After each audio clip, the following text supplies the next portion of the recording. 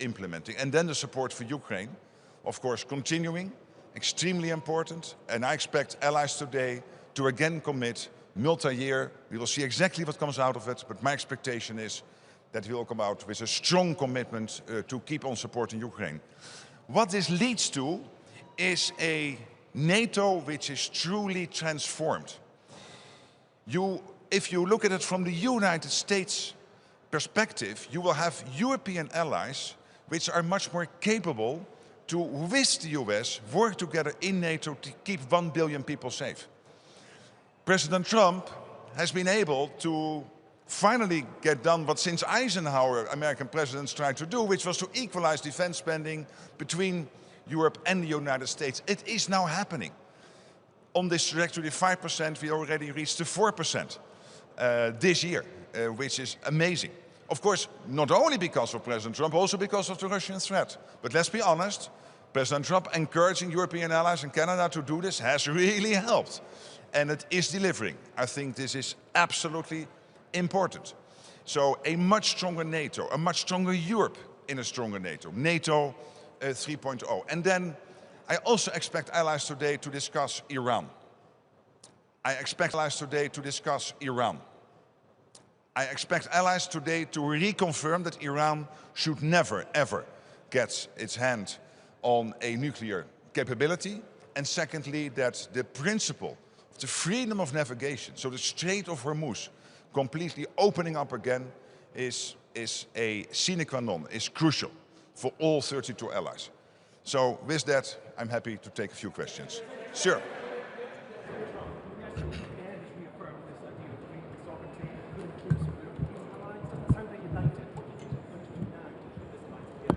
I cannot hear you. Is there a microphone somewhere? Oh, sorry. Then I'll just listen better. Talking about Greenland again putting troops in Europe. This alliance doesn't on that issue, we discussed this at length in Davos. As you know, we have a process in place. I think he absolutely has a point that Iran, sorry, not Iran here, it's China and Russia gaining access to the Arctic. So it is crucial that as an alliance, and this is what we agreed in Davos, work together to make sure that doesn't happen. And also when it comes to Denmark and Greenland itself, we have a good process in place. Secretary General Steve CBC, thank you, sir.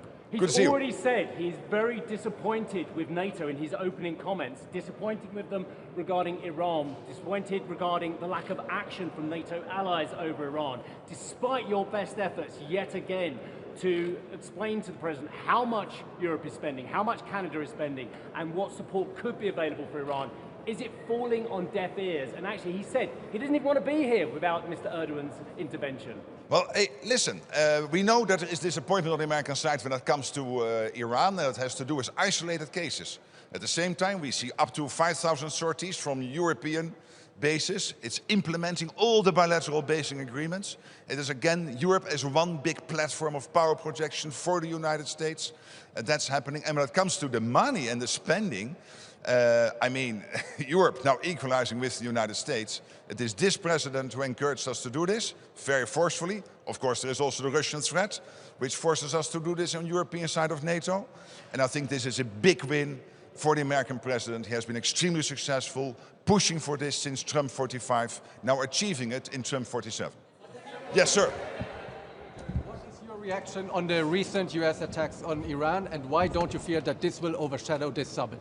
Well, I think it was absolutely necessary, because when you have a ceasefire and Iran is basically violating the ceasefire, we've seen what happened yesterday with ships being attacked, I think it is totally crucial that the US forcefully reacts. Do you think that the current level of Allied forces in Poland is enough to deter Russia? But you know, what we have to do is forces, we need the kits, so the defense industrial output, we need everything. And are you from Poland? Your country is investing heavily in its armed forces. You have already basically achieved all the targets. You are reforming your armed forces as we speak. You know there is a strong US commitment to Poland. We have heard this from every senior politician in the US. But of course we have to look and make sure every day that we are as strong as possible. Yes, there, over there. In the Washington Summit declaration 2 years ago, Russia was described as the most significant and direct threat to the Allied security. And back in The Hague, The allies just mentioned a long-term threat posed by Russia to Euro-Atlantic security. Do you expect even softer language in this declaration and doesn't represent the shift in the alliance? I expect again for today to acknowledge collectively that Russia is the long-term threat to NATO territory. But hey, you have to read the declaration when it comes out.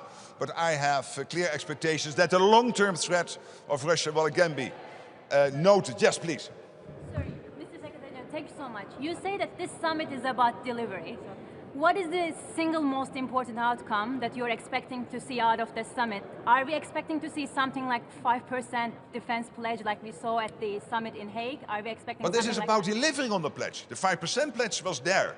What we are now doing is delivering on the 5% pledge. And the amazing news is that already this year in 2026 we have, when you combine the core defense spending and the defense-related spending, we have already reached 4% on a 10-year trajectory. In 1 year, Canada and Europe getting to the 4%. And that means huge increases in core defense spending, also increases, of course, in defense-related spending. But then on the priority, given the fact that spending is going up and so much money is now coming in, also noting that we need to keep the support for Ukraine going, I think the main issue yesterday, today, is defense industrial output. Because in the end, you cannot defend yourself with dollars or pounds or euros or liras here in Turkey. You have to protect yourself with men and women in uniform. You have to recruit them, and you need the defense industrial output. This was the problem. It's not completely solved, not in the US, not in Europe. We still need more defense industrial output, but we are really getting so far ahead already this year. You've seen it yesterday. Two more questions. You said yesterday you invoked the spirit of the World Cup and talked about NATO being one team. And yet, as we've heard, Donald Trump saying he could pull US troops out of Europe. He wants to take hold of Greenland again. Do you take his threats seriously, or do you still think that he is a committed member of the team?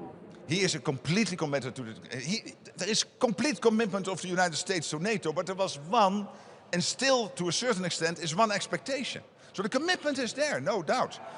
Also because NATO is there in the US interest to prevent, for example, the nuclear submarines of Russia to end up on the shores of the United States. The US, to stay safe, needs to secure Atlantic, Europe and Arctic.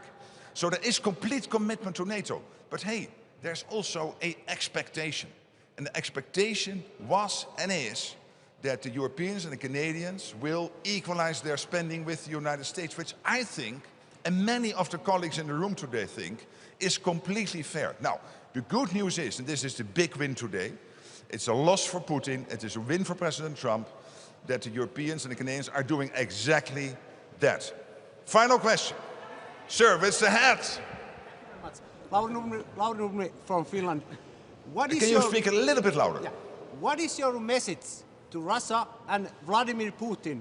They are carefully following NATO summit here in Ankara. What is your message? My message is that this alliance of 1 billion people living in Europe, living in Canada, living in the United States, that this alliance will defend every inch of our territory, that you cannot win from NATO.